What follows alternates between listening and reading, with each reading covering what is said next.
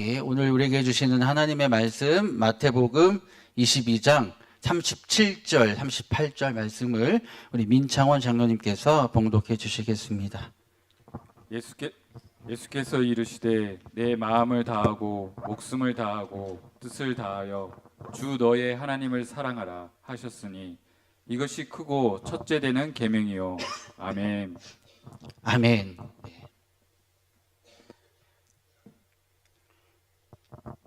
예, 오늘 주시는 말씀을 가지고 예배의 본질이라는 제목으로 함께 말씀 나누도록 하겠습니다. 예배 외적인 얘기지만 이번 설교 오늘 준비를 하면서 제 인생에 오늘처럼 설교 준비가 쉽지 않았던 적이 없었던 것 같다. 굉장히 힘들게 준비를 했는데 그런 만큼 하나님의 은혜가 더 부어지기를 간절히 소망합니다. 아멘. 예. 구역장 인도자 모임이 매주 진행이 되고 있는데 매주 구역 공과를 이렇게 준비를 하면서 이렇게 하고 있는데요.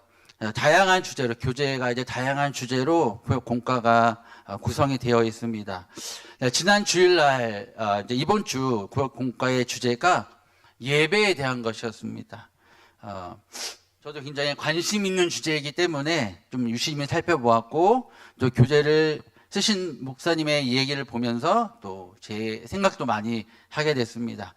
교재를 쓰신 이 손상수 목사님 본인의 이야기이셨는데요. 평생에 2번 예배를 빠지셨는데 친구들의 꾀임에 빠져서 놀러 갔다가 한번 빠지셨고 그다음에 저녁 예배, 밤 예배를 빠지셨는데 복싱 세계 타이틀전이 있는 날이었다 하면서 평생에 딱 2번 빠지셨다고 합니다. 그런데 그렇게 예배를 빠진 것에 대해서 그 2번도 사실 뭐 1번 정도 어쩌고 하다 보면 빠질 수도 있는데 그 2번 빠진 것이 너무나 후회가 되셨다라는 그런 어떤 얘기들이 있었고 예배에 생명을 걸어야 된다라는 말씀을 하셨습니다. 예배가 무너지면 모든 것이 무너진다라는 그런 내용이었습니다. 그 말씀을 보면서 이번 주 이제 설교 말씀을 준비하면서 하나님 무엇을 가지고 얘기를 해야 할까요? 전해야 될까요? 정말 어제까지 그저께까지 아무 생각이 안 나는 거예요. 그런데 해서 그냥 마음속에 한 단어만 떠올랐어요. 예배란 단어만 떠올랐습니다.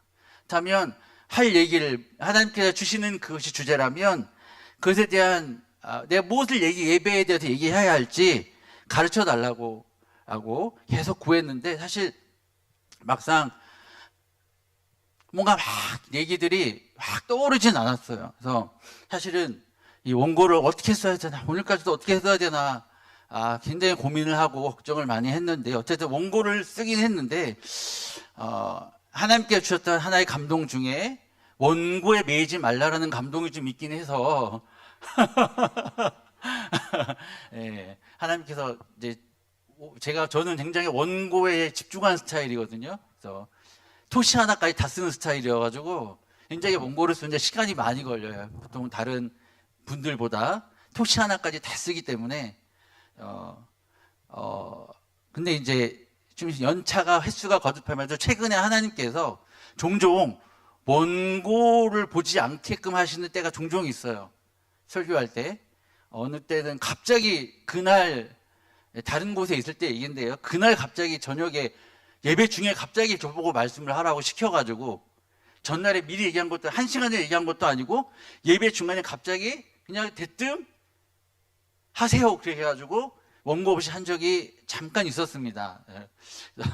예, 그런 적이 있었지만 사실 이런 경우는 흔치가 않은데 예, 오늘 하나님께서 어떻게 인도하실지는 모르지만 주신 주제를 가지고 또 준비한 내용을 가지고 하나님께서 이끄시는 대로 오늘 또 전해 보도록 하겠습니다.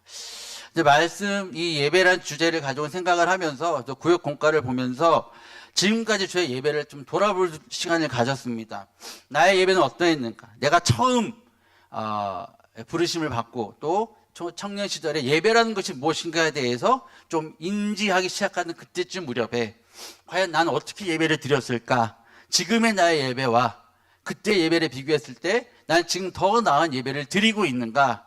라는 생각을 했을 때 굉장히 많이 부끄럽다는 생각이 들었습니다. 오히려 청년 시절 처음 예배란 것을 알았을 때, 막 한참 뜨거웠을 때, 그때 예배의 모습과 지금을 비교하자면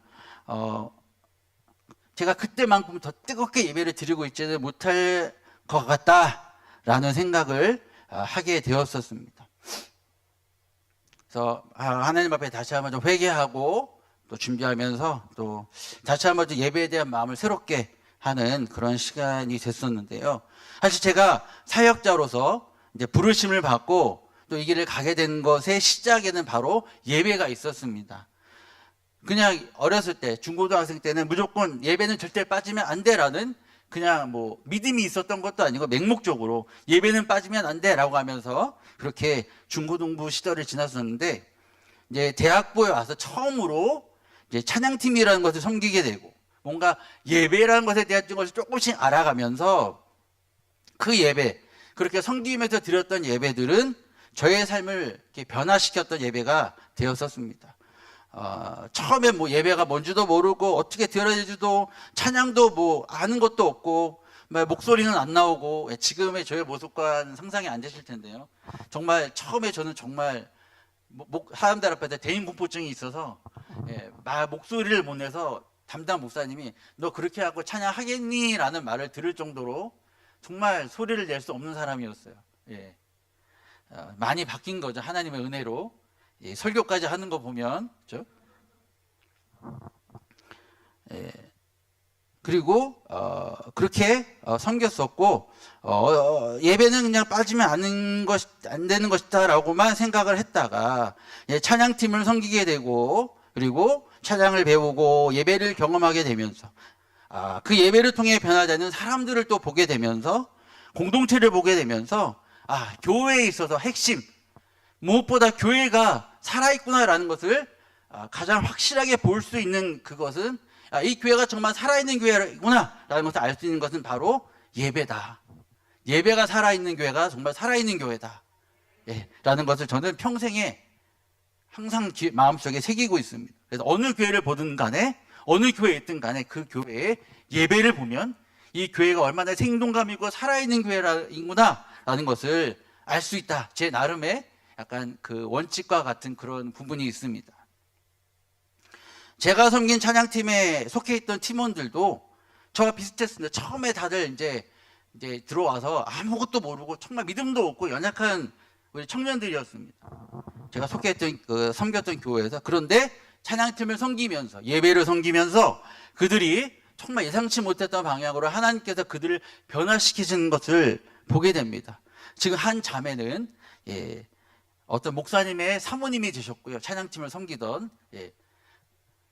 여기서 그 자매의 포지션이 뭐였을까요?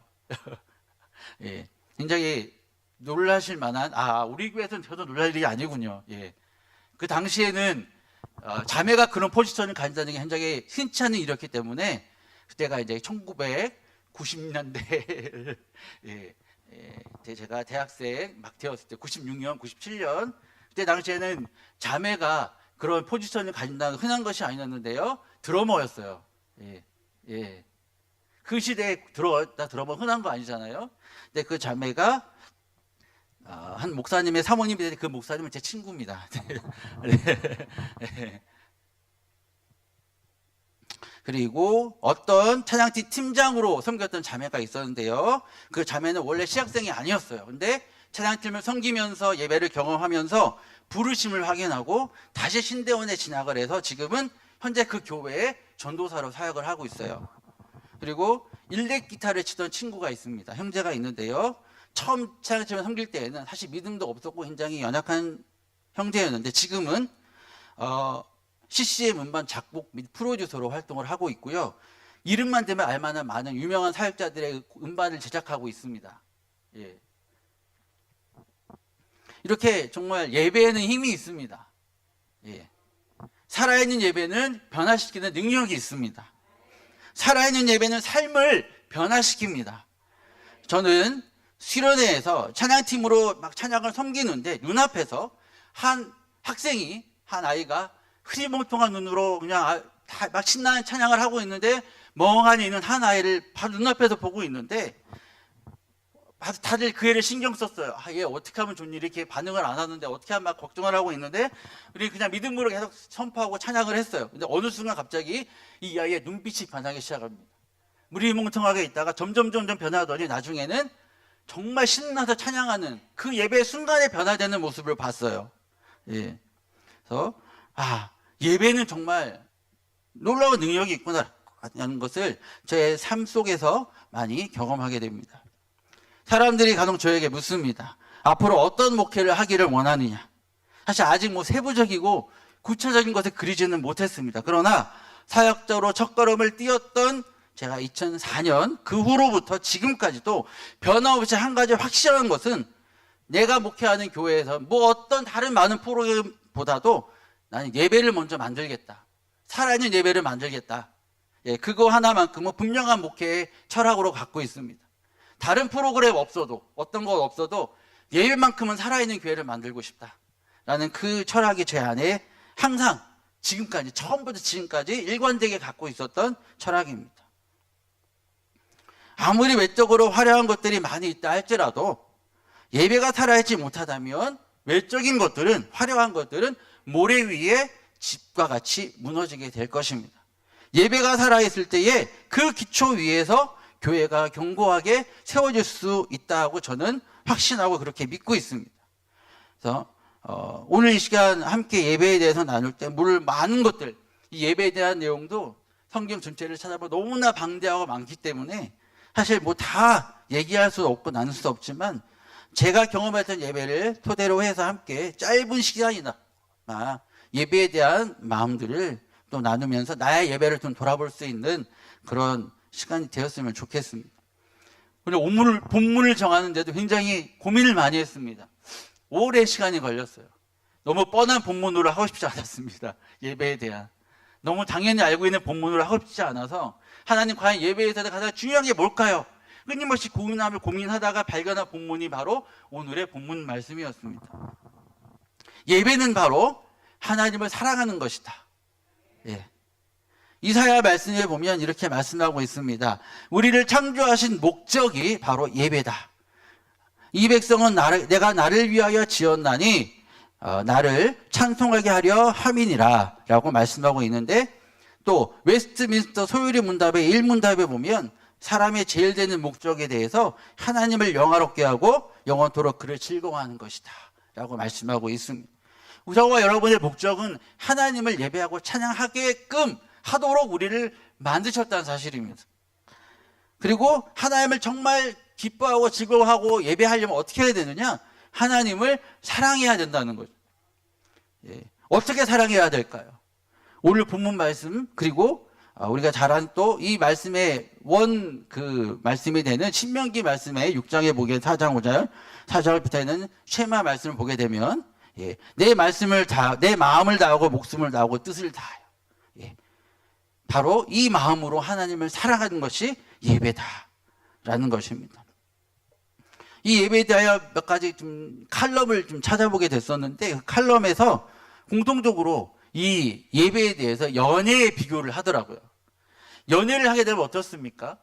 제가 제 아내를 만날 때에도 생각해 보면 어떻게든 기쁘게 해주기 위해서 뭔가 막 선물도 해주고 편지도 쓰고 막 노래도 불러주고 밤이고 낮이고 찾아가고 끊임없이 이제 데이트하는 일주일에 7일을 끊임없이 찾아가서 만나고 데이트하고 얘기하고 시간 보내고 또 아쉬워서 집에 가면 또 1시간 통화하고 다들 그런 경험 있으시죠?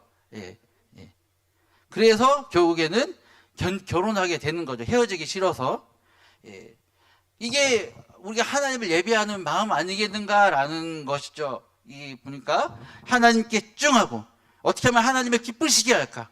어떻게 하면 하나님과 더 시간을 보낼까? 사실 요즘은 제가 그렇지 못해서 많이 회개가 됩니다. 하나님과 함께하는 시간이 너무 적어서 많이 하나님 앞에 부끄럽고 죄송한데 그래 정말 사랑하게 되면 함께하고 싶고 집중하고 싶고 늘 뭔가를 해주고 싶고 아끼지 않고 드리고 해주고 싶은 거. 우리가 하나님을 향해 예배드리는 마음이 바로 그러한 마음으로 나아가야 되지 않을까. 그리고 사랑하게 되면 상대방이 어떤 사람인지, 무엇을 원하는지, 어떤 장단점을 가지고 있는지 알려고 한다. 뭘 좋아하나, 뭘 싫어하나, 좀 알려고 하죠. 그래서 좋아하는 거 해주려고, 싫어하는 거를 안 하려고 하고 이렇게 해야 되는데, 그런 우리가 사랑할 때 그런 모습들이 있다는 것입니다. 그래서 그렇게 하려면 어떻게 해야 됩니까? 상대방을 알아야 되는 거예요. 그래서 우리가 요한복음 4장 23절 24절 말씀 보게 되면 잠시 넘겨서 미리 펴놨어야 되는데 23절 24절 우리가 잘 아시는 말씀, 아버지께 참되게 하여 예배하는 자들은 영과 진리로 예배할 때가 오나니 곧 이때라 아버지께서는 자기에게 이렇게 예배하는 자들을 찾으시느니라. 하나님 영이시니 예배하는 자가 영과 진리로 예배할지니라. 그렇죠? 영과 진리로 예배한다. 우리가 영으로, 성령으로 충만하면 예배해야 되지만 그것만으로 예배한다면 반쪽짜리 예배입니다. 진리로 예배해야 됩니다. 하나님의 말씀 안에서 예배해야 합니다. 성령 충만함과 말씀이 함께 가야 되는 거예요. 반쪽짜리 예배가 되면 순간에는 반짝 뜨거울 수 있지만 금방 또 무너집니다. 금방 또 넘어질 수밖에 없습니다. 우리는 영으로 그리고 말씀으로, 진리의 말씀 가운데 하나님을 알아갈 때에, 그 하나님을 알아갈 때에 우리는 참된 예배, 정말 하나님을 참되게 사랑하는 예배를 드릴 수 있는 것입니다. 그런데 이 말씀을 돌려서 생각해 보면 그런 사람들을 찾으신다라는 말씀이 순간 제 마음에 굉장히 좀 안타깝게 들렸습니다. 점점 그런 예배자들이 줄고 있다라는 그런 의미로 제 마음까지 좀 다가왔습니다. 하나님 그런 예배자들을 찾으셔야 할 만큼 점점 그런 예배자들이 참 사라지고 있구나, 없구나, 교회가 이렇게 무너지고 있구나 라는 것을, 그런 마음의 생각들이 찾아왔습니다. 그래서 하나님은 지금 이 시대에 다시 예배가 회복되기를 원하시고 예배자들이 일어나기를 원하시는구나 라는 생각들을 또 다시 한번 하게 되었습니다. 이 시대 교회가 점점 힘을 잃어가고 있습니다. 요즘 무슨 평주나 평등권 이렇게 하면서 이제는 전도하는 것도 쉽지 않고, 학교 앞에서 전도하는 것도 방해받고, 하지 말라 그러고, 저번에 전도하러 갔는데 학교 앞에 찍는 사진을 찍어 가더라고요. 하지 말라 그러면서. 굉장히 좀 마음이 아팠는데, 그런 시대가 됐습니다. 교회가 세상에 영향력을 주지 못하고 그렇게 어려움을 당하는 시기가 됐습니다. 복음을 전하는 것이 죄가 될 수 있는, 끌려갈 수 있는 그런 시대가 점점 돼가고 있습니다. 근데 이 교회가 다시 그런 영향력을 회복하고 다시 세상을 변화시키는 교회가 되기 위해서는 무엇보다도 정말 살아있는 예배가 회복되어야 함을 저는 믿습니다. 그것이 가장 중요하다고 저는 확신합니다. 여기서 한 걸음 더 나아가서 우리가 이 본문 말씀 다음에 이어지는 것이 무엇이냐면 바로 내 이웃을 내 자신과 같이 사랑하라 라고 말씀이 이어지고 있습니다. 하나님을 사랑하는 것과 이웃을 사랑하는 것이 연결되어지는 것을 볼 때 하나님을 사랑함으로 드려지는 예배는 공동체를 사랑으로 하나 되게 만들 수 있고 또 회복케 한다. 또 다시 생각하면 하나님의 사랑 안에서 하나 될 때, 하나 되 연합할 때에 성령 충만한 예배, 살아있는 예배가 될 수 있다. 이렇게 연결지어서 생각해 볼 수 있을 것 같습니다. 참된 예배가 회복될 때 그 안에서 하나님을 사랑하는 사랑으로 드려지는 예배가 회복될 때에 공동체, 우리 하나됨과 사랑이 회복될 수 있고, 또 하나님의 사랑 안에서 우리가 하나 될 때 그 하나됨 안에서 또한 참된 예배가 다시 일어날 수 있다. 그래서 하나님의 사랑과 이웃 사랑, 이것이 너무나 중요한 두 가지 큰 계명인 것을 우리가 알 수 있는 것입니다. 저와 여러분의 예배는 어떤 예배를 드리고 계십니까? 이러한 예배를 향하여 그렇게 나아가고 계십니까? 우리가 다시 한번 생각해 볼 수 있기를 바랍니다. 또 한 가지 생각해 볼 것이 있는데요. 하나님께서 받지 않으신 예배가 있습니다. 참되지 않은 그런 예배, 거짓된 예배가, 잘못된 예배가 있다는 것입니다. 몇 가지 제가 가지고 있는 집에 제가 좀 이렇게 예배에 대한 어떤 저번에 뭔가를 좀 하기 위해서 예배에 관련된 서적들을 굉장히 많이 사놓고 안 읽었습니다. 집에 이제 장식품으로 책에 아주 새 책이 아주 깨끗하게 좀 있는데요. 오랜만에 좀 펼쳐봤습니다. 좀 자료를 좀 찾아봤는데요. 거기에 하나님이 받지 않으시는 예배 내용들이 좀 이렇게 나와 있어서 좀 몇 가지 내용들을 추려봤습니다. 존 메가더 목사님의 참된 예배라는 책에 이런 얘기들이 나와 있습니다. 하나님이 받지 않으시는 예배는 첫 번째로 우상을 섬기는 우상을 만들고 우상을 섬기는 예배다. 사실 구약 시대에 이 이스라엘 백성들이 끊임없이 무너졌던 이유가 바로 우상 숭배였죠.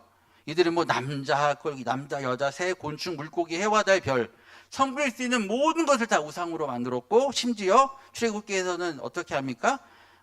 금송아지 우상, 모세가 내려오지 않으니까 시내산에서 금송아지 우상도 만들었고, 모든 할 수 있는 것 우상을 다 했던 이스라엘 백성들, 이 백성들의 그 모습이었습니다. 그것은 절대로 아무리 하나님을 믿어도 섬겨도 우상과 함께 두 주인을 섬길 수 없다고 성경에 말씀하고 있지 않습니까? 우상을 같이 섬긴다면 그것은 절대로 하나님이 받으시는 예배가 될 수 없다. 단지 우리가 만드는 어떤 부여지는 물질적인 우상이 아니라 우리 안에 하나님과 내가 똑같이 사랑하는 무엇이 있다면 그것 또한 동일한 그런 우상인 것입니다. 하나님을 사랑하듯이 그것을 사랑한다면 보통은 우리가 그 하나님보다 그것을 더 사랑하는 경우들이 더 많죠. 그러면 우리가 아무리 예배를 드린다고 하여도 하나님이 받지 않으시는 예배라는 것입니다. 두 번째, 자기 방식대로 하나님을 예배한다. 몇 가지 성경의 인물들이 나오는데요. 나답과 아비후, 레위기 10장에 나옵니다. 이들은 각기 향료를 가져다가 여호와께서 명하지 않으시는 다른 분에 담아서 분향했다. 하나님의 제사장에게 이렇게 명령하신 방법이 있는데 이 나답과 아비후는 자기 마음대로 그냥 바꿔버린 거예요. 어떻게 됐습니까? 불이 그들을 삼켜서 그 둘은 죽어버립니다. 두 번째로 사울, 너무나 잘 아시죠? 사무엘상 13장 말씀에 사무엘이 이제 7일 후에 돌아온다. 갔다가 7일 후에 돌아온다라고 했는데 사무엘이 기한이 되어도 돌아오지 않으니까 이 백성들이 막 흩어지고 막 그러니까 번제와 화목제물을 가져오라 해서 자기가 제사를 지냅니다. 제사장 외에는 제사를 지낼 수 없죠. 사울은 자기가 제사장만큼 힘이 있다라는 것을 보여주고 싶었던 마음이 있었던 것 같습니다. 어떻게 됩니까? 결국 하나님께 버림받았습니다. 세 번째, 웃사라는 사람이 있습니다. 사무엘하 6장에 나오는데요. 언약궤를 나르는 책임을 맡고 있었던 고앗 족속 사람입니다.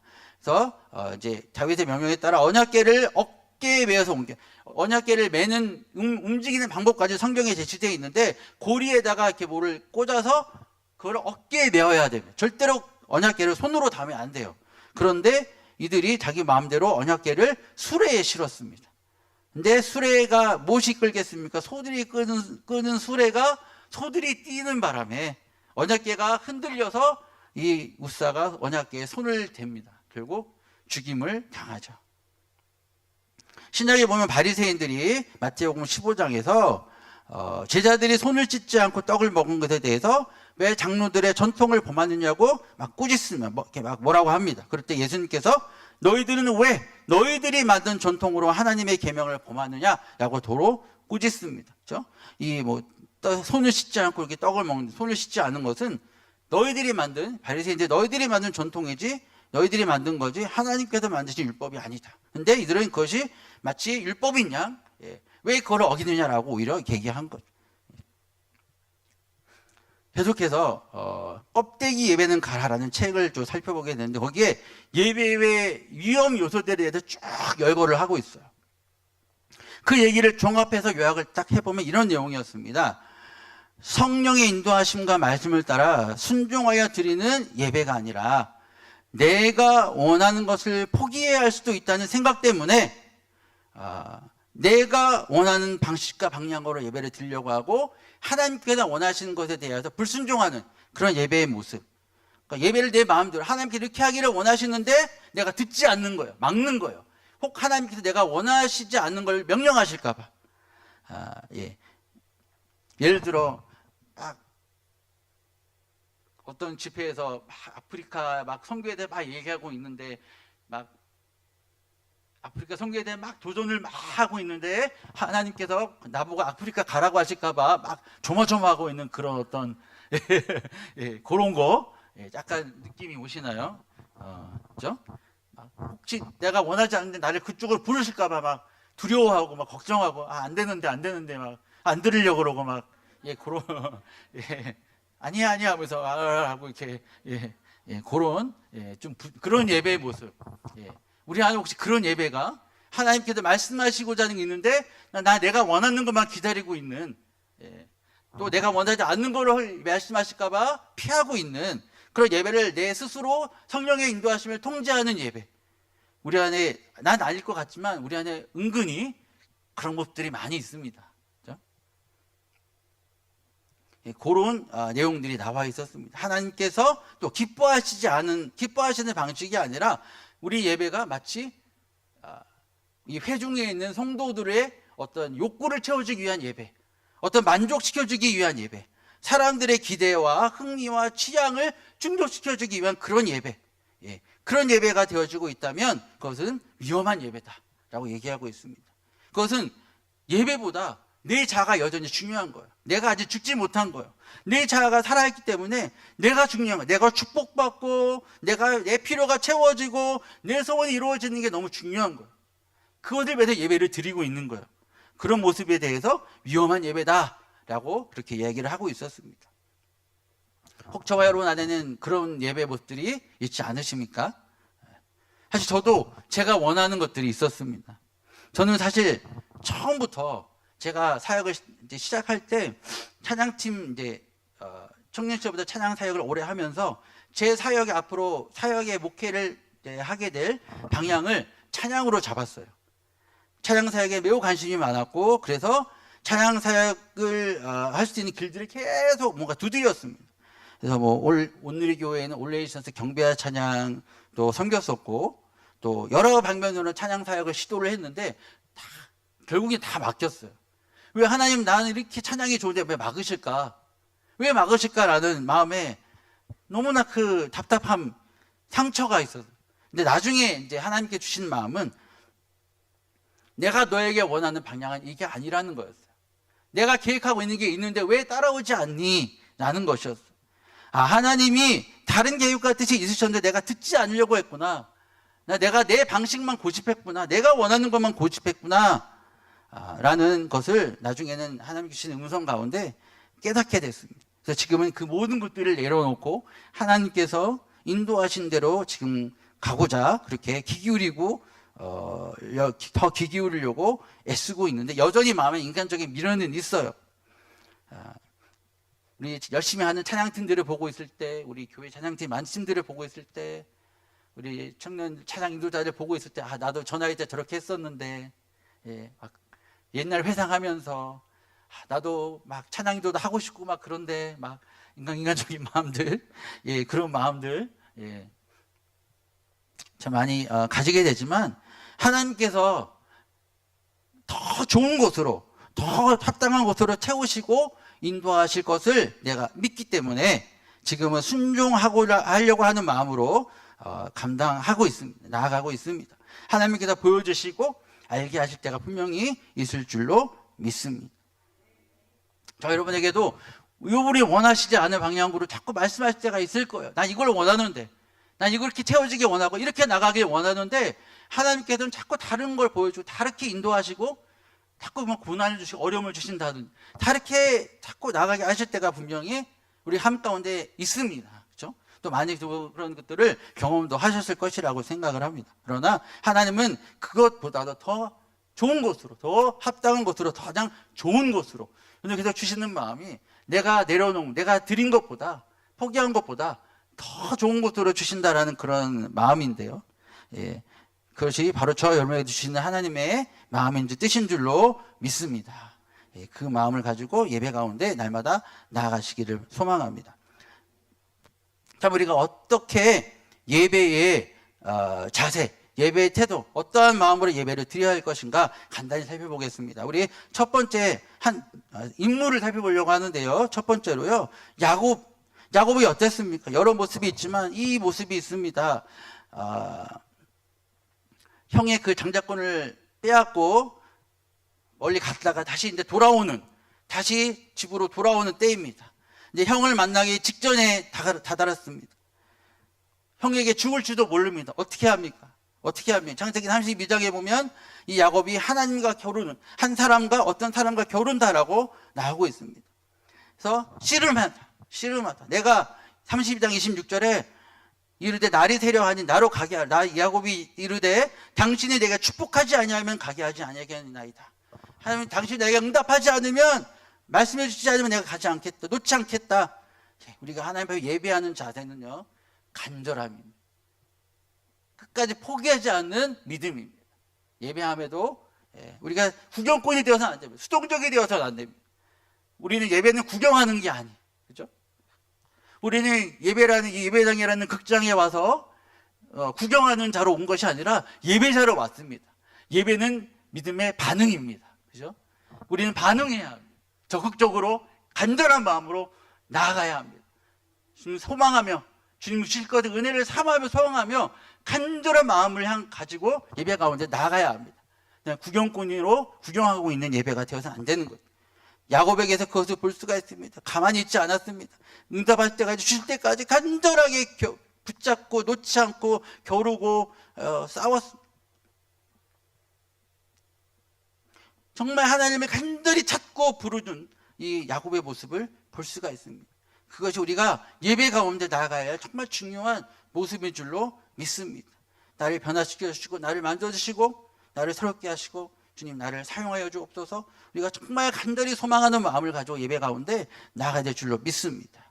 두 번째는요, 우선순위예요. 매 순간 항상 매 순간 예배가 우선이 돼야 돼요. 아브라함에게서 볼 수가 있습니다. 우리가 다 찾아볼 수 없지만 창세기 말씀에 아브라함이 하나님의 영들을 가는 곳마다 무엇을 했냐면 제단을 쌓았다. 가서 제단을 쌓았다.